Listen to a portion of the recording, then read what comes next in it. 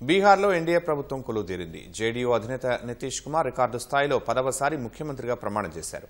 నితీష్ కుమార్తో సహా 27 మంది మంత్రులు ప్రమాణం చేశారు. బీజేపీ సీనియర్ నాయకులు సామ్రాట్ చౌధరి, విజయ్ సిన్హాలకు ఉప ముఖ్యమంత్రి పదవులు లభించాయి. బీహార్లో నూతన ప్రభుత్వ ప్రమాణ స్వీకారం పట్నాలోని గాంధీ మైదానంలో సందడిగా జరిగింది. బీహార్ గవర్నర్ ఆరిఫ్ మహ్మద్ నితీష్ కుమార్తో ముఖ్యమంత్రిగా ప్రమాణం చేయించారు.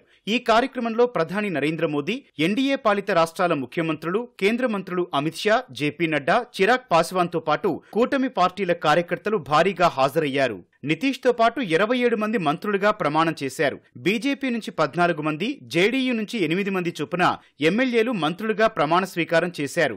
లోక్ జనశక్తి ఎల్జేపీ రామ్విలాస్ పాస్వాన్ పార్టీ నుంచి 2, రాష్ట్రీయ లోక్ మోర్చాకు చెందిన 1, హిందుస్థాన్ అవాం మోర్చా నుంచి 1కి మంత్రివర్గంలో చోటు దక్కింది. బీజేపీ నుంచి మంత్రులుగా ప్రమాణం చేసిన వారిలో సీనియర్ నాయకుడు సామ్రాట్ చౌధరి, దిలీప్ జైస్వాల్, మంగల్ పాండే, రామ్ కృపాల్ యాదవ్, అరుణ్ శంకర్ ప్రసాద్ తదితరులు ఉన్నారు.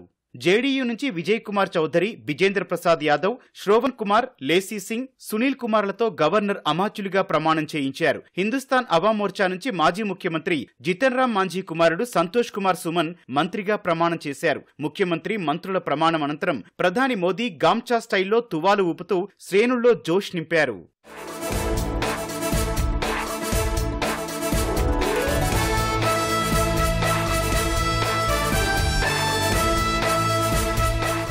బీహార్ ముఖ్యమంత్రిగా ప్రమాణం చేసిన నితీష్ కుమార్ కు ప్రధాని మోదీ శుభాకాంక్షలు తెలిపారు. నితీష్ కుమార్ అనుభవం కలిగిన నాయకుడన్న ప్రధాని సుపరిపాలనలో ఆయనకు మంచి ట్రాక్ రికార్డు ఉందని ఎక్స్ లో పోస్ట్ చేశారు.